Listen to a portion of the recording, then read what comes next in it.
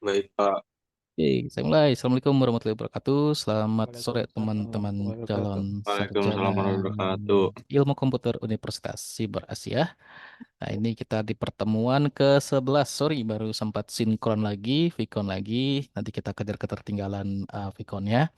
Pertemuan 11 ini kita nanti ngebahas tentang array ya. Kita akan bahas bareng-bareng gimana cara apa sih itu array, terus cara inisialisasi, definisi atau deklarasinya. Terus cara membaca nilai array, cara input nilai array, dan modifikasi-modifikasi yang bisa kita lakukan terhadap sebuah array. Nah, sebelum mulai materinya, teman-teman pasti sudah melewati ujian tengah semester, pastikan tidak ada yang tertinggal dan sudah ada nilainya. Kalau mau ngecek nilainya bisa cek di LMS, lewat Siakat juga bisa, dan pastikan pula jika sudah submit ada nilainya ya.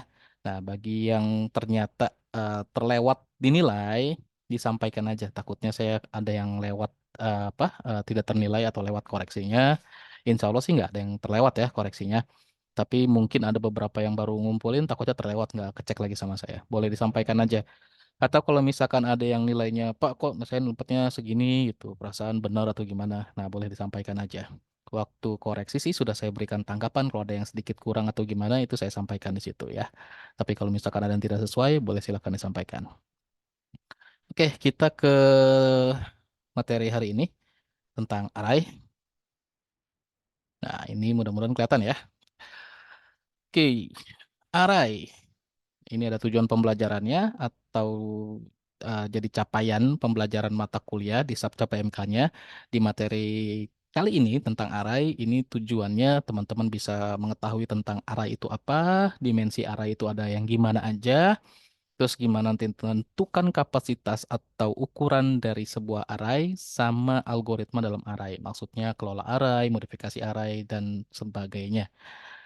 Untuk array sendiri, kalau biasanya kita mau menyimpan sebuah nilai atau variabel, ya, ya kita buatkan sebuah variabel ya. Kalau kita mau mengelola sebuah nilai dan mau menyimpan nilai tersebut dalam program, pasti kita membuatkan sebuah variabel untuk menyimpan nilai tersebut. Tapi variabel itu hanya bisa menyimpan satu nilai aja. Sedangkan untuk menyimpan nilai yang banyak atau beberapa nilai ke dalam sebuah variabel itu tidak bisa dilakukan kecuali variabel tersebut bentuknya adalah sebuah array. Karena array sendiri ini adalah sekumpulan elemen, ya, sekumpulan nilai. Elemen itu adalah nilai atau isinya atau value-nya. Dan jika tipe datanya sama, kita bisa menyimpannya ke dalam sebuah variabel aja. Jadi nggak harus bikin banyak variabel untuk menyimpan nilai-nilai atau elemen-elemen yang tipe datanya sama. Kalau misalkan nilainya tipe datanya integer, ya ada banyak tuh nilai-nilai yang sejenis mau disimpan ke dalam sebuah nilai aja ya kita cukup buatkan sebuah array. Atau misalkan tipe datanya char atau string gitu. Contoh misalkan mengelola data mahasiswa ya, mengelola data mahasiswa. Di data mahasiswa ada atribut-atributnya atau penyusun ya, komponen penyusun mahasiswa, contoh misalkan nama, NIM gitu ya. Nah, itu kan tipe datanya sejenis semua. Kalau misalkan contoh nama, tipe datanya bisa pakai array yang char atau yang string. Nah, daripada bikin variabelnya banyak, misalkan mahasiswa satu, mahasiswa dua, mahasiswa tiga, dan lain-lain, lebih baik dibuatkan sebuah array aja untuk menyimpan nilai-nilai yang maksudnya sama atau isinya adalah untuk nilai yang sama dengan tipe data yang sama. Nanti ada contohnya lagi. Contoh lainnya, misalkan realisasinya contoh untuk menyimpan nilai-nilai tugas, nilai kuliah dan sebagainya macamnya itu ya, yang tipe datanya sama ya kita simpan aja ke dalam sebuah variabel yang namanya sama tapi bentuknya array, bisa nyimpan nilai yang banyak gitu ya. Terus array ini ditempatkan pada lokasi memori yang continue. Jadi penempatannya dimulai dari indeks terendah atau indeks 0, array ini untuk menyebutkan posisinya ya atau lokasi nilai dalam array kita pakai indeks ya. Nanti akan ditunjukkan nih. Dan indeks ini adalah sebuah identitas yang unik untuk nilai yang disimpan dalam sebuah array. Oke, saya nggak terlalu banyak untuk teorinya, jadi kita langsung ke best practice-nya atau studi kasusnya, prakteknya. Ini ada contoh array nih. Ada contoh array. Nah, deklarasi array seperti ini, kalau teman-teman lihat ya, kalau sampai di sini nih, Ini kan seperti deklarasi sebuah variabel ya. Ini contohnya int.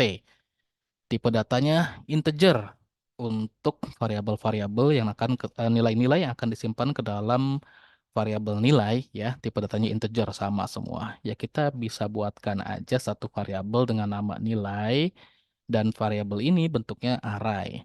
Nah, kalau kita lihat ada kurung siku sepasang dan di tengahnya diapit atau ada nilainya, ini berarti sebuah variabel yang bentuknya adalah array. Dan di sini ditunjukkan variabel nilai dengan tipe data integer itu punya 5 elemen atau 5 nilai di dalam variabel tersebut.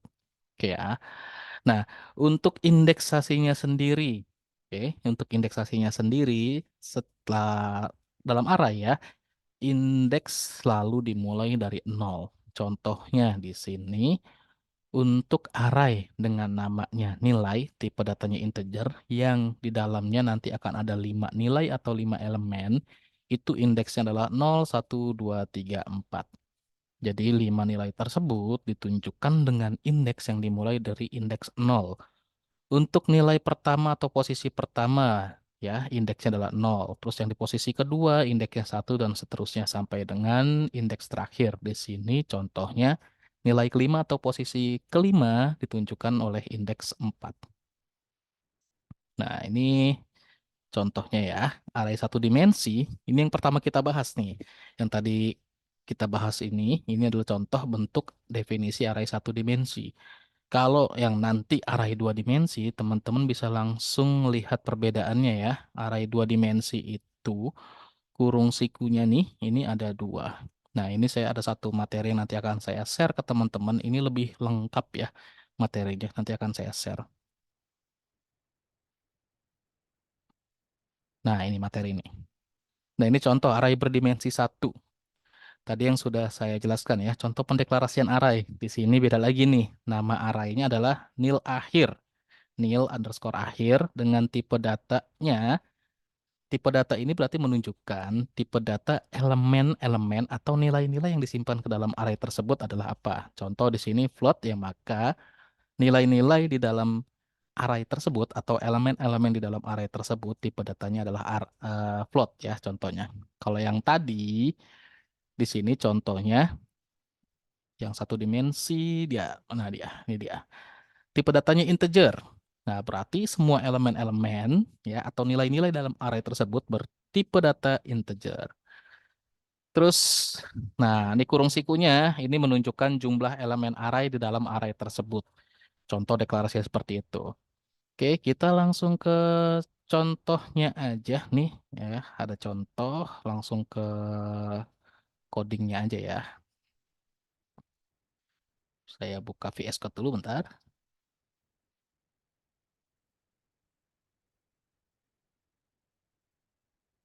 Ya, saya share ulang dulu ya.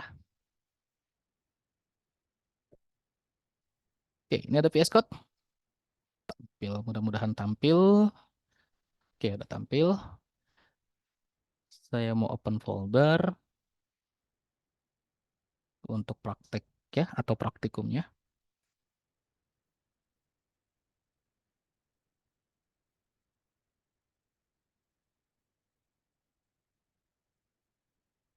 Ini pertemuan 11, saya bikin folder P11, terus saya bikin array 1d.cpp. Oke, saya agak zoom sedikit.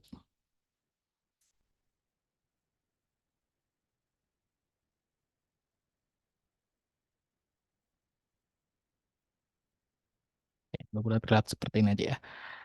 Biasa preprocessor, IO stream, namespace-nya, pakai std namespace-nya, terus main programnya, fungsi main ya, sorry.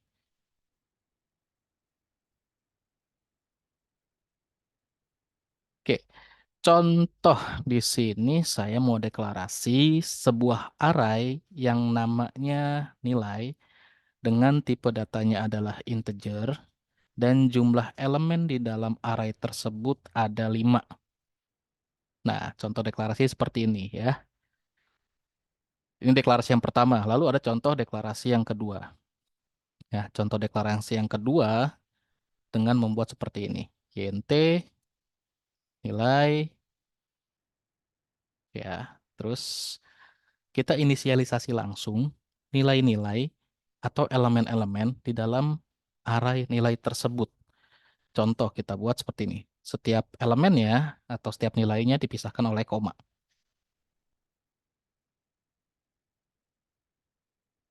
Nah, contoh seperti ini. Ini deklarasi yang kedua. Misalkan ini nama arraynya nilai 2 ya. Nah, jika teman-teman lihat yang seperti ini, tanpa disebutkan berapa jumlah elemennya, tapi di sini kita sudah inisialisasikan atau deklarasikan semua elemen-elemen di dalam array tersebut dengan nama arraynya nilai 2, maka bisa disimpulkan bahwa array dengan nama nilai 2 ini punya 10 elemen di dalamnya. Kalau teman-teman lihat kan ini ada 10 jumlahnya ya. Ini deklarasi yang kedua. Terus deklarasi yang ketiga bisa buat seperti ini.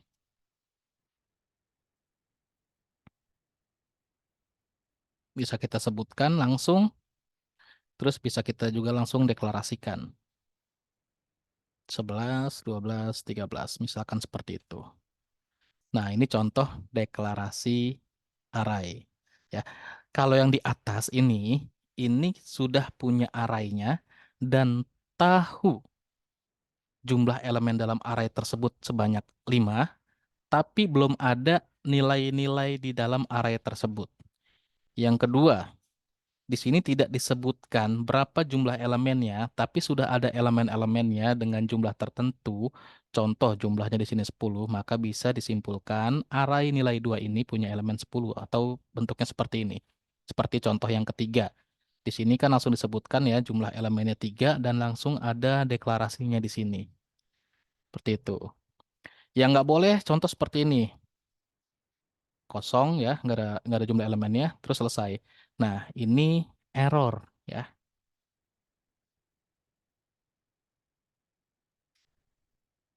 Oke, itu error. Karena tidak ada jumlah elemennya dan tidak ada inisialisasi elemen array. Ya, makanya error. Oke, terus gimana cara untuk menampilkan array-array yang sudah dideklarasikan? Nah, kita akan coba untuk menampilkan ya.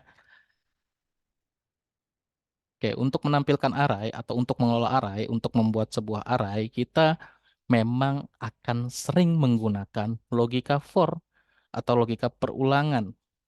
Karena jika ingin menampilkan satu persatu, itu berulang kali kita lakukan kalau nggak pakai for ya.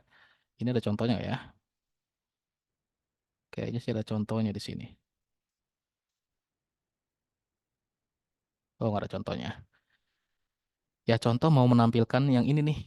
Kan ada 10 nilainya. Ya berarti kita harus menampilkan 10-10 nilainya. Kalau nggak pakai for atau logika perulangan ya, logika perulangannya bisa pakai while juga sih, nggak harus for tuh. Nah kita harus bikin sintak untuk menampilkan sebanyak 10 kali. Tapi kalau menggunakan logika perulangan atau algoritma perulangan, ya kita cukup buat aja algoritma atau logika perulangannya seperti apa untuk menampilkan nilai tersebut. Seperti itu. Yang pertama kita coba untuk tampilkan semuanya nih ya.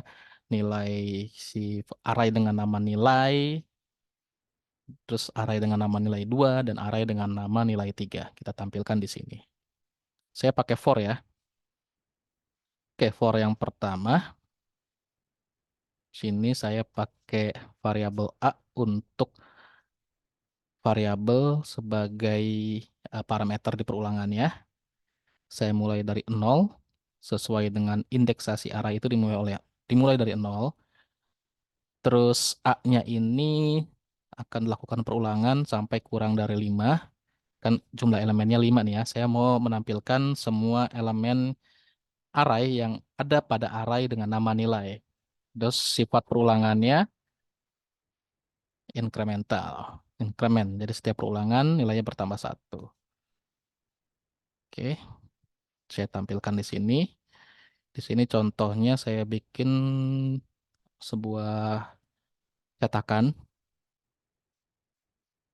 nilai indeks ke indeks keberapanya ini saya panggil dari A ya.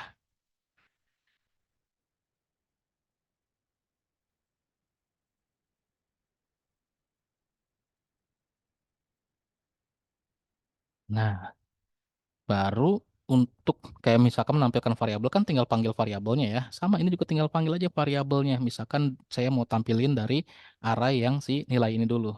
Ya berarti yang saya panggil variabel nilai. Dengan setiap selesai, enter. Nah, kalau seperti ini aja, nanti nilainya yang kepanggil eh, cuma satu ya, nggak mewakili indeksasinya atau nggak mewakili nilai-nilai dalam array tersebut. Maka di sini harus kita sertakan si bentuk arraynya. Nah, karena di sini kita parameter perulangannya pakai A, ya maka di sini A juga. Oke, terus ini untuk menampilkan si nilai-nilai atau elemen array dengan nama arraynya nilai 2. Yang ini untuk yang nama arraynya nilai ya. Apa? Hah? Menampilkan elemen-elemen. Apanya? Duluan aja. Nanti aja pulangnya. Oke, terus yang bawahnya menampilkan elemen-elemen dalam nilai dalam array nilai 2. Nah, ini juga sama pakai for juga. Ya, ini pakai for juga. Saya sedikit bedain variabel for-nya pakai B, dimulai dari 0, karena indeks dimulai dari 0, terus array-nya atau perulangannya sesuai dengan jumlah elemen array-nya sampai dengan kurang dari 10 kali. Sifat perulangannya increment ya. Jadi akan bertambah satu nilainya untuk setiap proses perulangannya. Untuk parameter perulangannya, yaitu si B. Nah, ini sama aja nih untuk menampilkannya. Nilai indeks ke berapa. Nah, karena kita perulangannya parameternya pakai B, maka di sini pakai B. Terus, nah yang dipanggil arraynya adalah nilai 2. Maka di sini ya nilai 2. Oke. Terus lanjut lagi untuk menampilkan elemen-elemen dalam array yang namanya nilai 3. Sama aja nih, ini tinggal kita copy. Nah, sekarang ini saya pakai C aja biar nggak bingung. Sebenarnya pakai perulangan yang sama, parameternya sama aja, bisa-bisa aja. Tapi ini untuk membedakan ya. Nah, ini karena yang kita panggil nilai 3, maka di sini nilai 3. Dan untuk indeksasi arraynya, kita menggunakan parameter perulangan si C. Ya, di enter aja biar ada bedanya.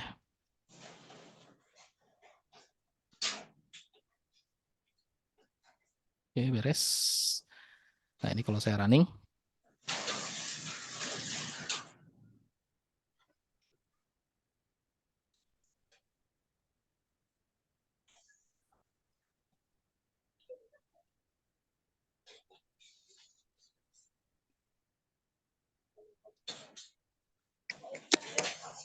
Oke, ini karena ternyata arraynya kan cuma ada 3 elemen ya, tapi saya tampilkan sampai 10. Jadi agak sedikit bug. Run ulang kodenya. Nah, ini yang benar ya. Oke, kalau untuk yang menampilkan elemen-elemen dalam array nilai, yang tampil ini hanya memori-memorinya aja nih, alamat memori untuk menyimpan nilai-nilai tersebut. Kenapa tampilah seperti ini untuk si array dengan nama nilai? Karena array dengan nama nilai ini belum ada nilainya, makanya tampil seperti ini, memori untuk menyimpan nilai-nilai atau elemen-elemen dalam array tersebut. Beda dengan yang tampilan yang ke bawah, yang kedua nih yang di bawahnya nih. Kenapa tampil seperti ini? Nah, kita lihat di sini elemen-elemennya adalah 1, 2, 3, 4 sampai dengan 10. Jadi ditampilkan elemen-elemen dalam array nilai 2 tersebut.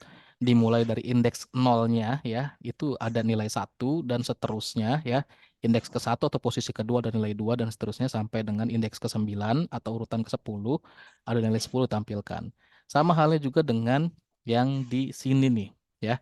Sama halnya juga dengan yang array dengan nama nilai 3 karena nilainya ada 3 ditampilkan ke semua nilainya. Ini untuk array yang satu dimensi.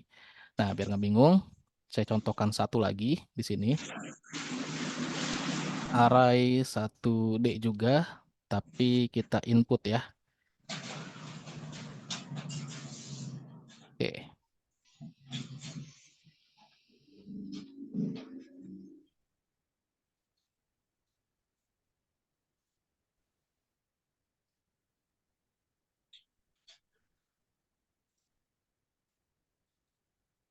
Oke, kita buat lagi satu array, namanya nilai, yang tadi ya, sama kayak yang tadi. Terus di sini kita sebutkan dia punya 5 elemen. Oke. Nah, ini kita coba untuk masukkan nilai-nilai ke dalam elemen array tersebut ya.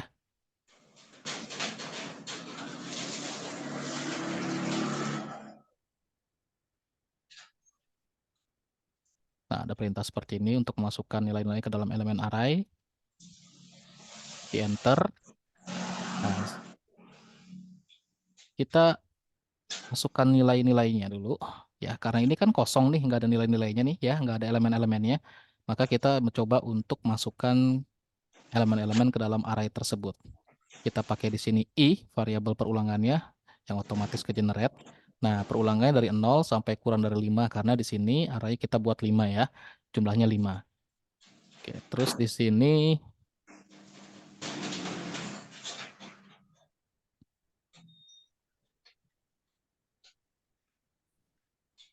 kita untuk masukkan elemen indeks ke berapa ya. Indeks ke kita panggil dari i, terus berapa nilainya.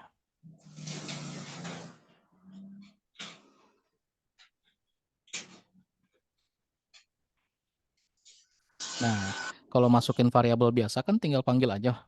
Sama, array juga sama, tinggal panggil, tapi bedanya di sini ada simbol menunjukkan itu adalah array, dan untuk elemen keberapa yang mau kita masukkan sesuai dengan variabel yang kita gunakan untuk parameter perulangan. Saya pakai i, maka di sini i ya.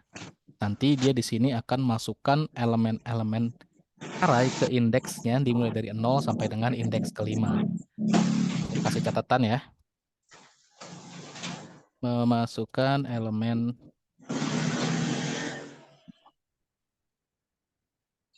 Oke. Nah, yang di bawahnya kita sudah masukkan elemen-elemennya, tinggal kita tampilkan.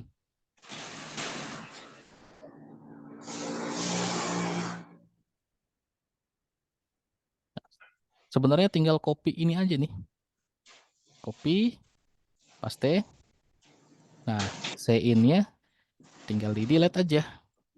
Kasih enter dulu ya, biar ada bedanya. Oke, yang di atas tadi kan untuk ada cetakan masukkan elemen indeks ke berapa, ya kan terus dibaca. Nah, sekarang tinggal kita tampilkan aja nilai elemen indeks ke berapa. Oke, tinggal dilanjutin di sini. Panggil si array-nya. Nama array-nya adalah nilai. Terus parameter perulangan yang kita pakai adalah i, ya tinggal kita panggil i. Tuh. Nah, kalau setiap nilai mau di enter, tinggal kasih enter aja. Untuk setiap nilai itu ada batasnya enter gitu ya. Di dalam. Oke. Mau Nah, diapain tuh? seperti ini kita running. Nah, ini ada perintah atau cetakan Itu masukkan aja potong. elemen-elemen ke dalam array. Contoh Samping. di sini kan array-nya sebanyak 5 ya, jumlah elemen yang ada dalam array nilai tersebut ya. Kita akan masukkan 5 nilai ini. Dimulai dari Gimana? nilai yang pertama, itu ada di indeks yang pertama, misalkan 5, Langsung dibersihin ya. 2, 7, 8, dan 3. Sebanyak 5 kali sudah kita inputkan, nanti Orang akan nggak bakal ditampil. sekarang, bakal juga sibuk soalnya. Oke, aman, sudah di mute. Nah, jadi pada saat nilainya sudah dimasukkan sebanyak 5 kali, maka akan ditampilkan juga nilai, kelima nilai dalam array tersebut.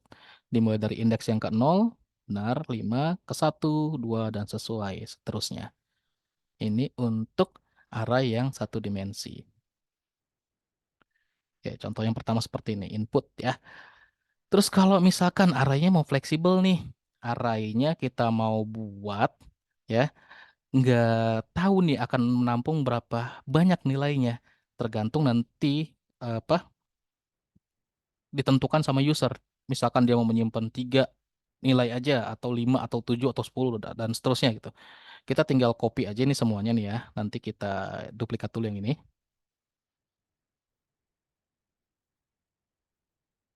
Oke, kita duplikat, terus di rename, input flexible. Oke. Nah, ini nanti akan ada di bawah. Kita di sini ada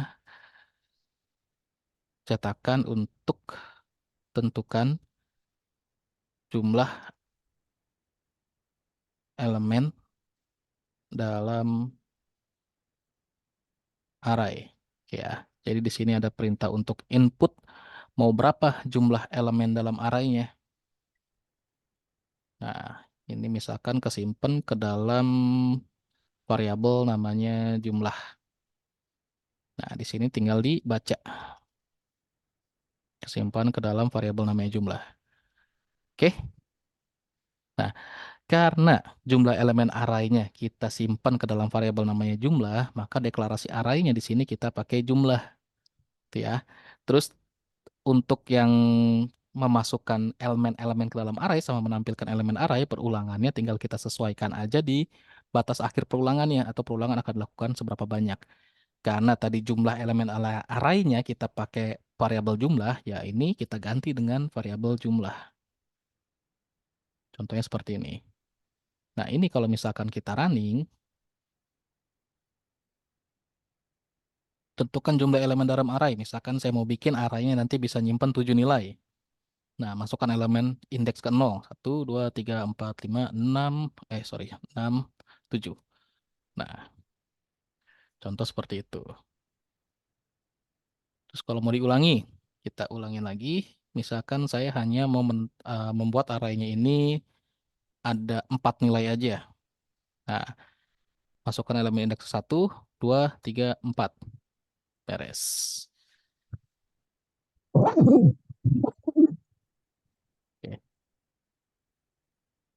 Ada yang mau ditanyakan sampai di sini?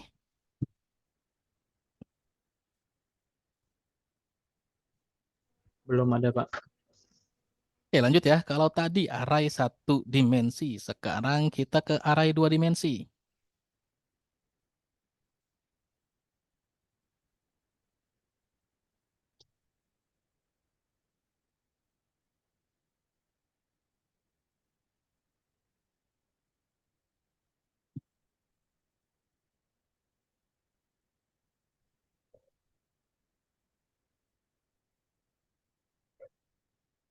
Oke, sebelum lanjut, kita lihat dulu penjelasan dari array 2 dimensi. Ini teman-teman mungkin agak sedikit belum dapat ininya ya, gambarannya. Nah, array 2 dimensi itu bentuknya seperti sebuah table dan dia punya 2 indeks. Makanya pada saat deklarasinya, nah ada 2 pasangan kurung siku nih. Berbeda dengan array 1 dimensi yang hanya ada 1 kurung siku. Dan ini kita namakan ordonya dia nih berapa. Ordonya contoh di sini 3 kali 3, yang artinya dia punya 3 baris, punya 3 kolom. Kalau table kan ada baris dan kolom ya. Kalau ordonya di sini contohnya 3 kali 3, artinya jumlah data atau jumlah elemen, jumlah nilai di dalam array tersebut adalah 9, 3 dikali 3. Kalau ordonya 3 dikali 2, di mana ada 3 baris dan 2 kolom, maka jumlah elemen atau nilainya itu ada 6. Contohnya seperti itu. Ya, jumlah elemen atau jumlah nilai, jumlah data dalam sebuah array berdimensi 2 ditentukan oleh ordonya. Ordonya berapa? 3 kali 3 ya 9. Kalau misalkan 4 kali 3 ya berarti 12 nanti jumlah elemennya. Dia juga sama harus punya tipe data ya, karena array itu adalah sebenarnya sebuah variabel. Jadi pada saat deklarasi array itu harus punya tipe datanya. Nah, contohnya seperti itu. Nah, ini nama arraynya. Ada array namanya data underscore jual, tipe datanya integer, ordonya 3 kali 3 yang artinya ada 3 baris dan 3 kolom.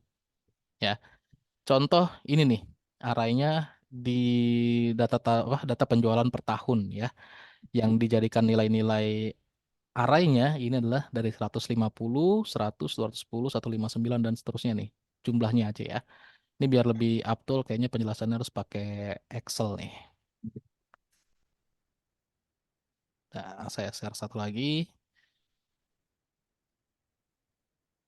Nah, gedein dikit Pak, ya.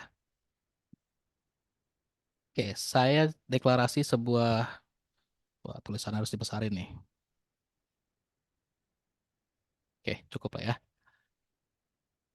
Oke, saya punya misalkan nama arraynya saya samain aja data jual, tipe datanya integer, terus ordonya adalah 4 kali 3 ya. Artinya array ini punya 4 baris, 3 kolom, dan jumlah elemen atau jumlah nilai dalam array tersebut adalah 12, 4 kali 3. Yang jadi arraynya ini nih. Oke ya, ada 4 baris dan 3 kolom nih. 4 baris, 3 kolom. Oke, saya border, kelihatan ya. Nah, ini data-datanya nih, misalkan 1, 2, 3.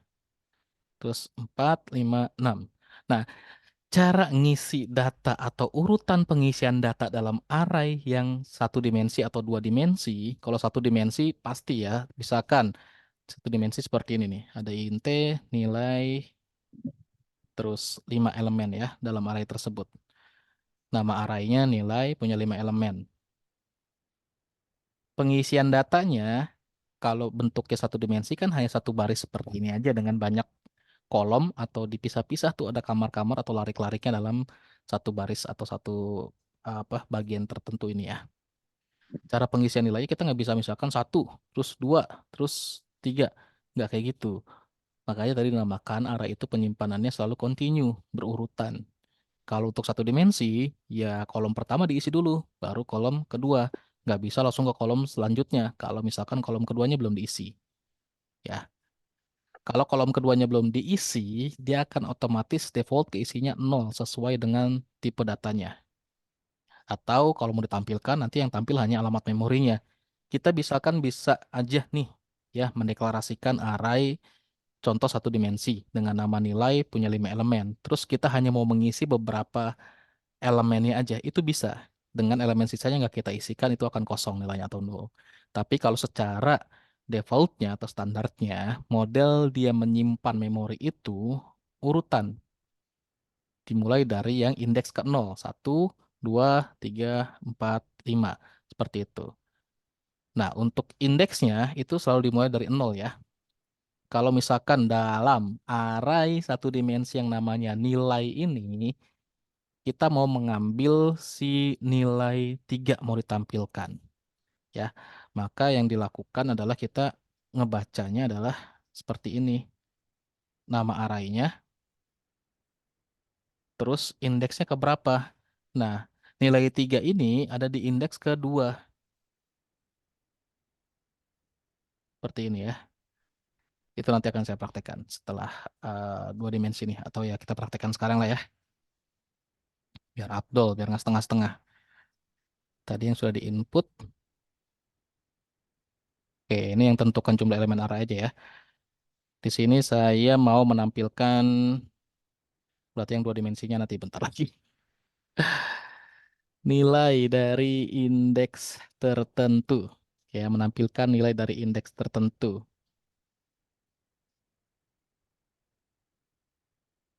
Saya tinggal bikin, misal saya mau menampilkan indeks ke berapa ya. Kita masukkan dah di sini indeksnya.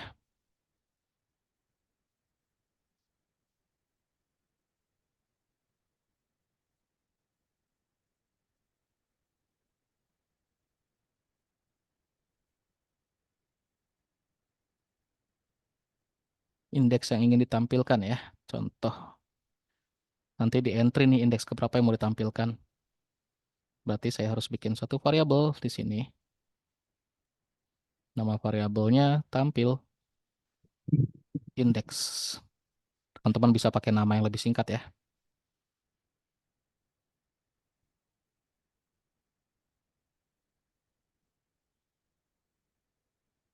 Oke, ini arraynya namanya adalah nilai ya.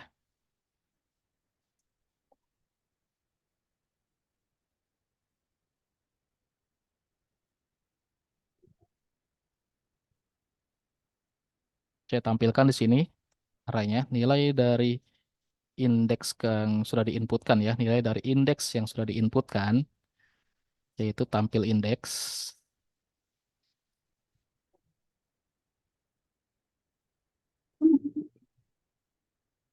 Nah, ini nama arraynya adalah nilai. Maka di sini kita buat nilai dan indeks yang dicari itu dari tampil indeks. Dengan indeksnya itu dari 0 sampai dengan maksimal yang diinputkan ya.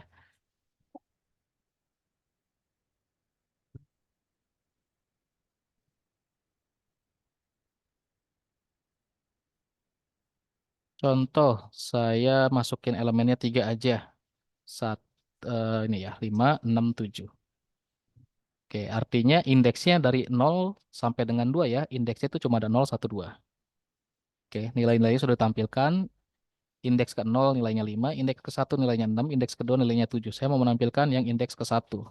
Nah, harusnya 6 yang tampil dan benar di sini. Oke, seperti itu. Ini contohnya tadi seperti ini ya.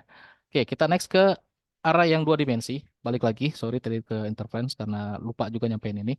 Nah, contoh di sini ada array 2 dimensi, namanya data jual, tipe data integer, ordonya 4 kali 3, artinya ada 4 baris, terus ada 3 kolom. Ya, bentuknya seperti sebuah table ya. Dan cara mengisikan nilai untuk array 2 dimensi adalah isikan nilai untuk satu baris ini dan setiap nilainya atau setiap kolomnya ya, itu punya nilai baru bisa pindah ke baris selanjutnya. Nggak bisa acak seperti ini, misalkan kayak gini ya. Itu. Mau acak bisa aja, tapi nanti nilai-nilai yang lain itu jadi nol ya. Kalau standarnya ya untuk setiap kolomnya itu diisikan nilainya. Kalau dari baris ini setiap kolomnya sudah ada nilainya, baru bisa pindah ke atau bisa boleh pindah ke baris selanjutnya dan isikan nilai-nilai di baris selanjutnya sampai setiap kolomnya terisi semua nilainya. Contohnya seperti ini. Oke. Dan kalau misalkan implementasi di code-nya atau di codingnya, tadi nama arraynya adalah data jual. Int data underscore jual, ordonya 4 kali 3. Nah, contoh seperti ini. Ini tanpa nilai awal, tanpa inisialisasi elemen-elemen awal di dalam variabel array dengan nama data jual ini. Kalau misalkan kita mau berikan nilai-nilainya di awal atau kita deklarasikan nilai-nilainya di awal, kita bisa deklarasikan seperti ini contohnya.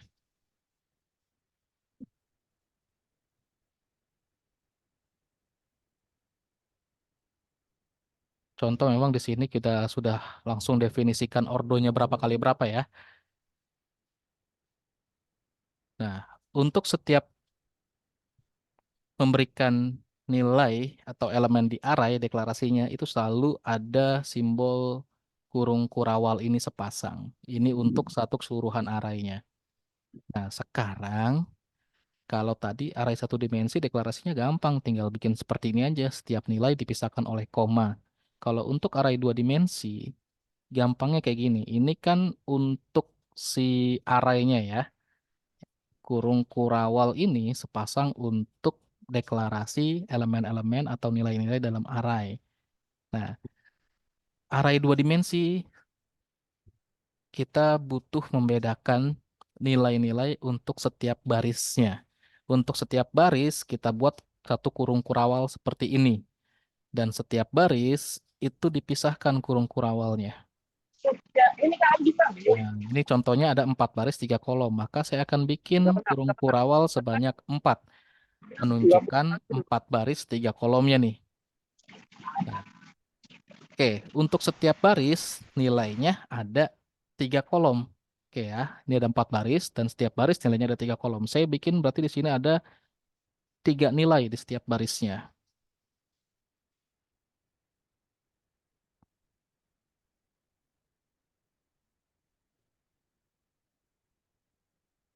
Nah, contoh seperti ini. Maka ini deklarasinya sudah oke. Nah, ini saya berikan catatan.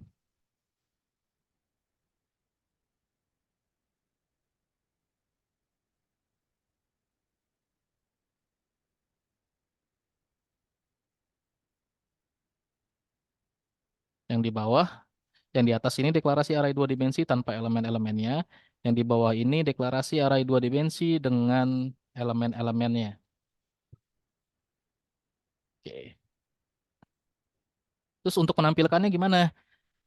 Nah, logika perulangan yang digunakan sesuai yang kita mau pakai untuk mengelola array ya, sesuai dengan bentuk arraynya. Kalau satu dimensi, ya logika perulangannya hanya yang satu kondisi aja.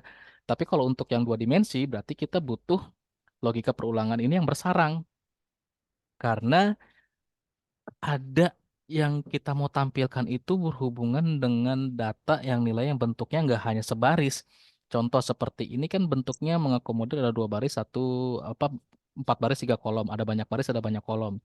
Kalau hanya mengandalkan logika perulangan yang satu kondisi aja itu sulit, nggak bisa ya mustahil untuk implementasikannya. Maka kita menggunakan nested for atau perulangan bersarang dengan bentuk for yang saya pakai. Mau pakai bentuk yang well bisa silahkan aja gitu ya. Tapi di sini saya contohkan dengan yang bentuk for. Kalau dua dimensi, logika perulangannya atau kondisi perulangannya ada dua. Nanti kalau array tiga dimensi, berarti kondisi perulangannya ada tiga. Nah, kalau yang satu dimensi, kondisi perulangannya hanya satu. Sekarang yang dua dimensi nih. Saya mau menampilkan data-data ini ya. Jadi datanya sudah ada. Jadi saya mau langsung tampilkan. Sorry. For Oke, yang pertama untuk barisnya saya pakai variabelnya A sebagai parameter perulangannya. Nilai awalnya 0 karena indeksnya dimulai dari 0. Terus batas perulangannya sesuai dengan jumlah barisnya sampai dengan kurang dari 4. Dengan sifat perulangannya adalah increment. Oke, seperti ini. Baru satu kondisi for-nya. Sekarang kondisi selanjutnya. Untuk ini yang di atas untuk baris. Oke ya. Ini kondisi untuk baris. Kondisi perulangan untuk handle baris dalam array. Nah, kondisi yang selanjutnya dalam for ini untuk handle kolomnya. Saya pakai variabelnya di sini B, dimulai dari 0, banyaknya perulangan sesuai dengan jumlah kolom dalam arraynya.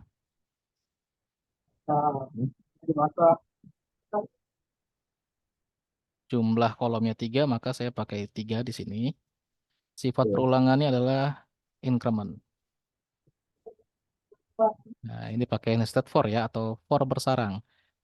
Ini adalah kondisi perulangan untuk handle kolom dalam arraynya.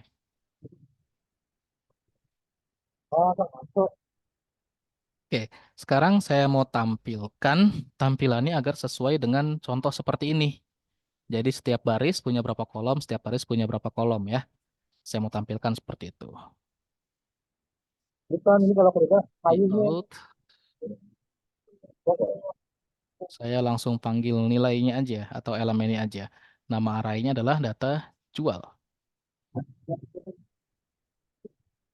Oke ya, data jual, baris, pakai parameternya A, kolom, parameter perulangannya pakai variabelnya B. Oke ya, ini untuk setiap barisnya ya, yang akan menampilkan nilai setiap kolomnya itu saya pisahkan dengan tab aja. Contoh seperti ini. Itu lupa, foto gua kagak gua angkat. Di tengah-tengah jalan gak. Terus untuk setiap barisnya nanti dipisahkan oleh enter. Contohnya ini ya. Oke, kita lihat hasilnya. Ada error. Oh, ada dua ya. Ini saya ini dulu. Oke, dia tampil seperti ini.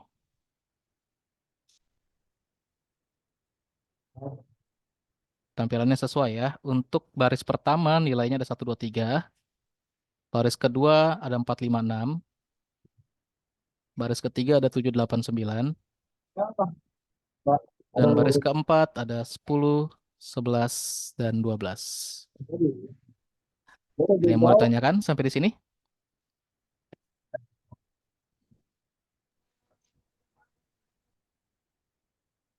Belum ada, Pak. Lanjut. Sih gampang lah ya. Apalagi yang terbiasa mainan struktur data. Array ini, oh yes, array ini adalah salah satu bentuk struktur data yang paling simpel sebelum nanti teman-teman melanjutkan apa yang dipelajari dari mata kuliah algoritma pemrograman ini ke mata kuliah yang namanya nanti ada struktur data. Nah, di struktur data itu nanti teman-teman akan pelajari bentuk-bentuk struktur data yang lainnya selain array. Nanti ada struct, terus ada stack, ada linked list, terus ada queue, gitu, ada tree, dan banyak lagi ya. Dan nanti teman-teman akan pelajari semua di mata kuliah tersebut. Nah, kalau untuk di mata kuliah algoritma dan pemrograman ini pembahasannya kayaknya hanya sampai array dan struct aja gitu ya. Oke, terus kalau untuk yang dua dimensi ini mau dibikin seperti satu dimensi, misalkan arraynya mau diinput, ya bisa-bisa aja, gitu ya. Kita copy dulu yang inilah.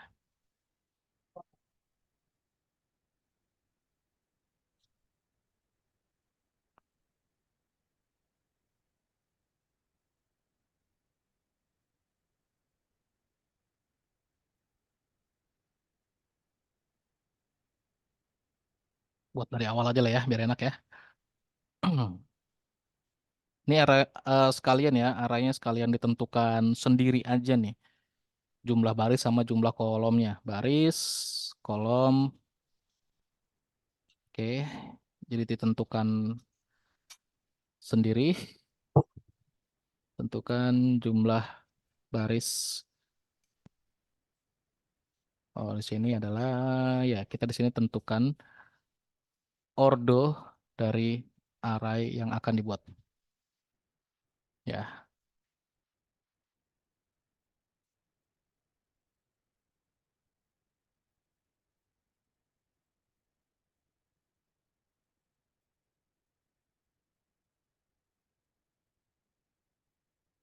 jumlah baris. Kita mau bikin berapa jumlah barisnya?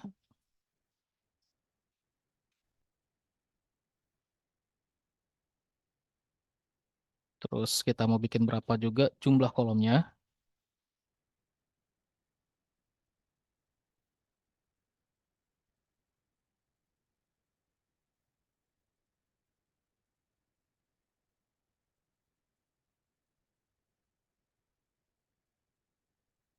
Oke, nah di sini kita bikin tampilan gini aja.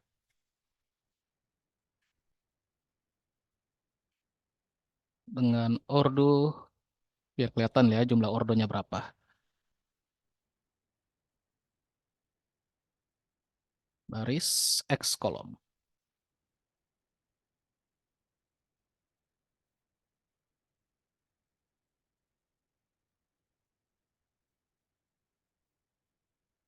Nah, baru di sini kita deklarasikan sebuah arraynya. Contoh nama arraynya pakai data jual, contohnya ya.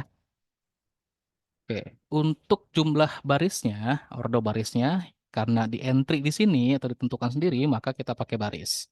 Terus kolomnya juga karena di entry, maka kita pakai kolom. Oke, terus kita di sini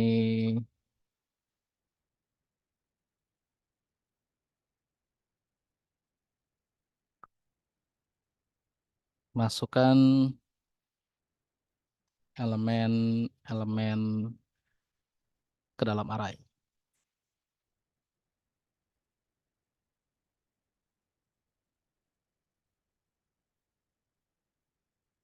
Nah, untuk masukinnya kita pakai logika for. Ya, untuk for yang pertama, untuk barisnya saya pakai X, dimulai dari 0 sampai batas akhir perulangannya, karena ini untuk baris, ya kita pakai baris di sini. Terus X plus plus. Nah, ini yang untuk kolomnya ya, for di dalamnya. Saya pakai Y untuk kolomnya, dimulai dari 0 sampai dengan perulangannya ini sesuai dengan jumlah kolomnya. Sifat perulangannya increment. Oke, sudah seperti ini.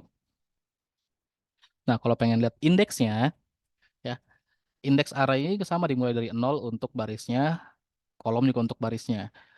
Nah, misalkan ini indeksnya nih 0, 1, 2, 3. Itu untuk indeks baris, ini untuk indeks kolom 0, 1, 2. Untuk array yang ordonya 4 kali 3, barisnya indeksnya 0 sampai 3.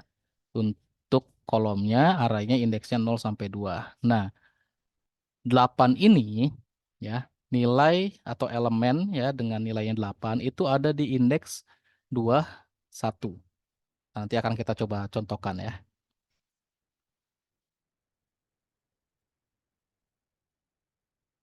Oke, di sini kita mulai masukkan semua jumlah semua elemen-elemennya ya.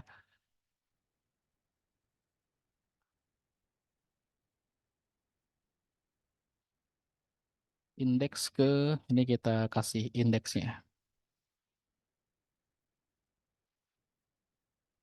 Seperti ini aja.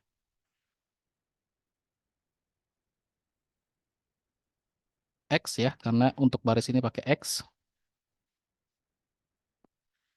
Saya mau bikin kurung sikunya.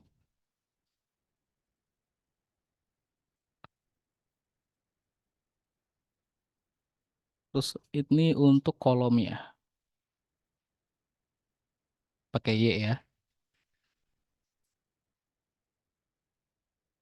Siku tutup. Dan berapa nilainya?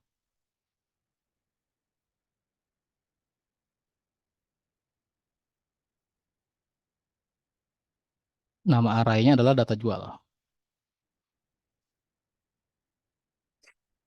Dan yang dibaca X sama Y sesuai dengan parameter perulangannya. Nah, sampai sini adalah untuk memasukkan elemen-elemen ke dalam array 2 dimensi ini yang jumlah baris dan kolomnya atau ordonya ditentukan pengguna ya. Tadi ini bentar. Oke, ini kita untuk menampilkannya nih.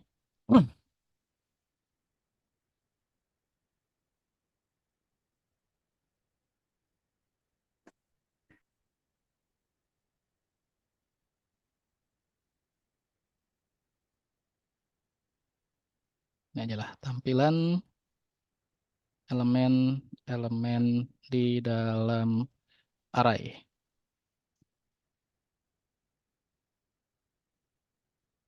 Nah, untuk menampilkannya kita pakai for juga. For-nya dengan 2 kondisi. For bersarang ya. Sebenarnya tinggal di copy aja ini. Kalau mau pakai ini, tinggal copy. Copy aja lah ya, biar nggak lama.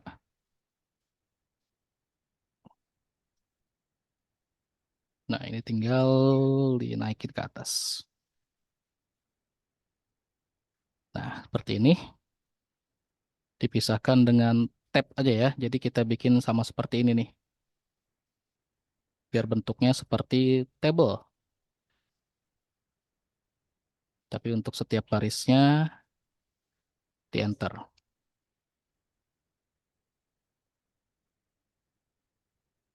Oke, sudah.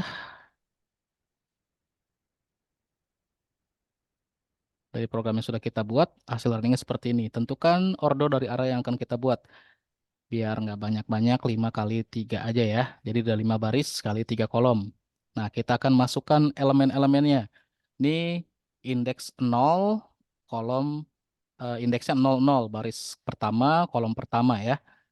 Kita masukkan nilainya, urut aja ya. Nah, setiap baris punya 3 kolom ya. Nah, makanya di sini nih 0 ini baris pertama dan ini adalah kolom 1, 2, 3. Terisi seperti ini ya. Nanti kita lihat hasil akhirnya aja.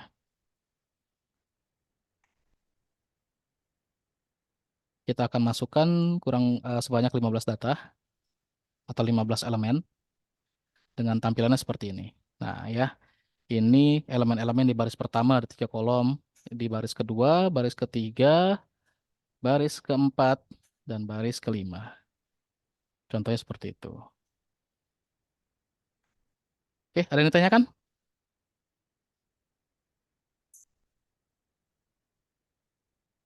Nanti Pak, Aman? Tidak ada yang ditanyakan? aman. Wih, udah biasa main array. Yang lain yang baru kenalan sama Arai, jika ada yang mau ditanyakan silakan.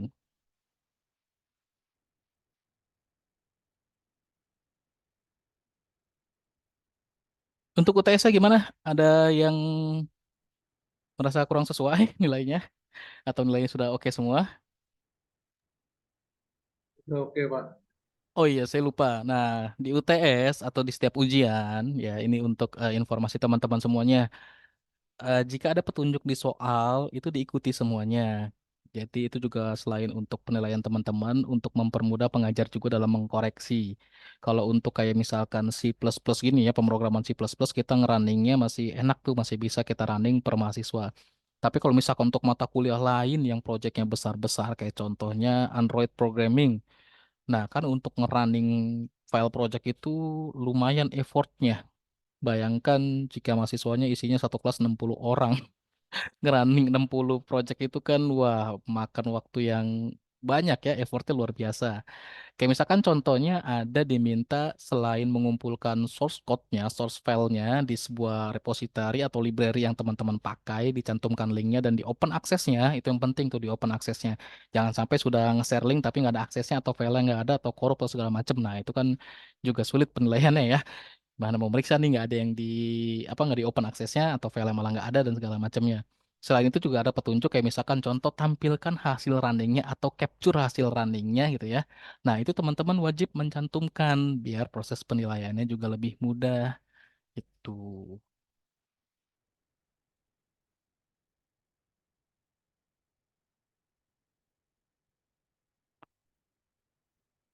kalau setiap kolom diubah jadi sebuah char.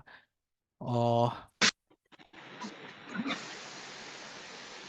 jadi kalau teman-teman mau misalkan arraynya ini tipe datanya mau pakai char ya tinggal ganti aja char tapi nggak bisa kalau misalkan char int ini ya nggak bisa digabung ya tipe datanya hanya boleh satu aja karena konsepnya array di C++ ada beberapa ada sebuah bahasa pemrograman saya agak lupa itu yang bisa nyimpen array dengan bermacam-macam tipe data itu ada saya agak lupa itu kalau nggak Python, salah di Pak. PHP bisa di mana Python ya. Python. Ya. Ya, di Python di PHP kalau nggak salah kayaknya bisa ya CS itu. bisa juga, Pak. Nah itu. Tapi sebenarnya konsepnya bukan seperti array sih ya, kayak seperti sebuah struktur gitu ya, kumpulan data aja. Nah kalau array kan namanya kumpulan data yang tipe datanya sejenis itu. Nah kalau misalkan tadi ini mau nyimpennya pakai char, ya udah kita tinggal rubah aja semuanya dengan char. Oh sorry, kalau yang ini kan int ya, buat masukin baris dan kolomnya. Nah nih arraynya nih, tinggal kita rubah aja di sini pakai char arraynya. Jadi yang bisa nyimpen nanti adalah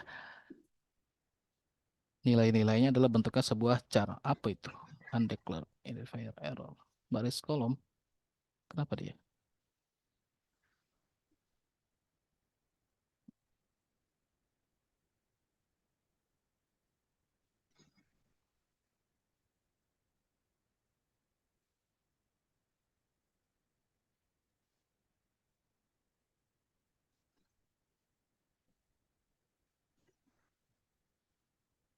A, B, C, D, E.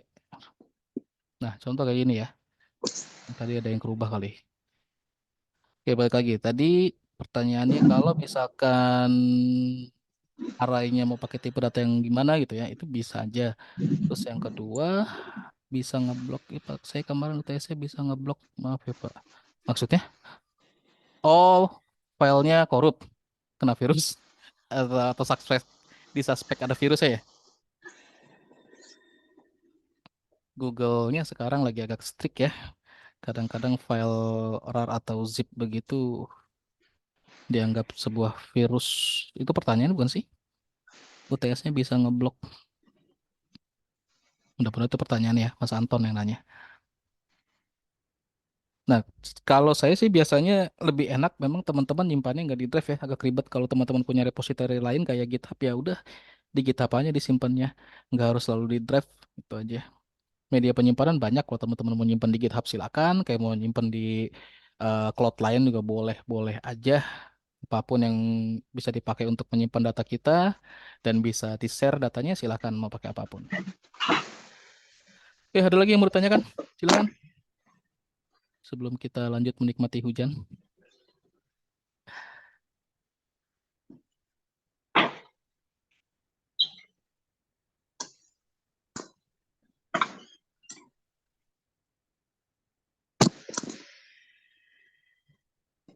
Beres? Tidak ada lagi yang tanyakan? Oke, kalau tidak ada lagi, berarti materi arahnya kita cukupkan sampai di sini. Kalau ada pertanyaan, silakan ditanyakan saja. Jangan lupa LMS-nya dikerjakan kuisnya, dijawab forumnya, keaktifannya dilihat dari semuanya ya. Kalau untuk presensi, ya presensi itu dilihat hanya dari salah satunya aja sebenarnya. Cuman kalau mau nilai yang lebih baik, ya teman-teman jalankan semua aktivitas asinkron yang ada pada LMS. Kalau sinkron itu tidak menjadi parameter untuk presensi kehadiran, gitu ya. Yang jadi parameter untuk presensi kehadiran adalah salah satu aktivitas yang ada di LMS-nya, aktivitas asinkron. Download atau view modul, mengerjakan kuis, atau menanggapi diskusi, reply forum ya, serta aktivitas-aktivitas lainnya. Kalau sinkron atau sesi video conference seperti ini, itu tidak dijadikan parameter kehadiran atau presensinya teman-teman semua. Oke, jangan lupa untuk dipraktekkan secara mandiri atau disimulasikan lagi ya. Dicoba-coba untuk praktikum arainya secara mandiri biar lebih memahami materinya karena belajar akan lebih optimal jika melihat, mendengar, dan mensimulasikan atau mempraktekkan. Ya, itu aja dari saya. Semoga materi yang bermanfaat. Mohon maaf jika ada kesalahan dan kekurangan. Saya akhiri. Wabillahi taufiq wal hidayah. Assalamualaikum warahmatullahi wabarakatuh. Selamat sore semuanya. Terima kasih. Waalaikumsalam Assalamualaikum warahmatullahi wabarakatuh.